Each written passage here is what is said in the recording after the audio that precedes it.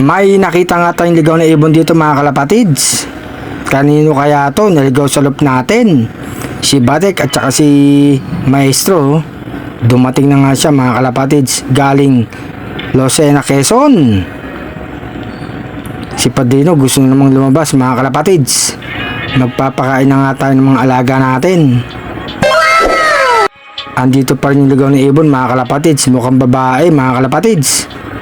Ito yung magpares. Isa na nga lang ang nilalaro natin mga kalapatids. Pakain na tayo ng mga alaga natin mga kalapatids. Kumakain yung dalawa. Ayan, bumaba yung mga batang ibon mga kalapatids. Binigyan natin dito para makakain.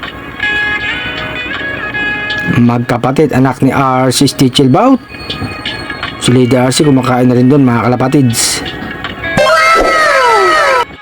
Nagpalit ng pwesto yung mga batang ibon naman nasa baba. Dito naman sa taas mga kalapatids, yung magpares. Si Dilibasa gutom na mga kalapatids. Tinanggal ko si Maestro mga kalapatids para makakain yung mga ibang ibon natin. Hawakan ko muna siya dito. Hindi makakain, inaaway niya mga kalapatids. Binigyan ko na ng pagkain yung mga ibang ibon natin mga kalapatids. Si Padrino, mamaya ako nang pakainin, pakawalan ko muna mga kalapatids.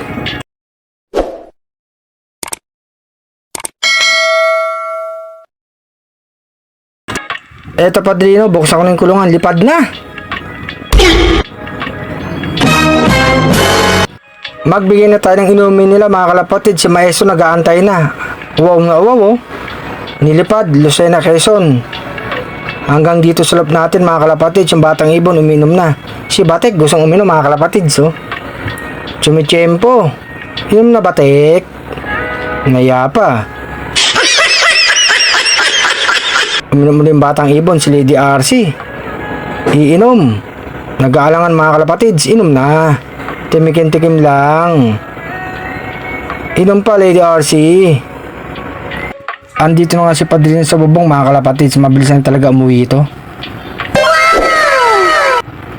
Eto na siya sa loob mga kalapatids. Bigyan ko na ng patuka para makakain ang pangwalayo ang ibon. Tapos na kumain yung mga alaga natin mga kalapatids.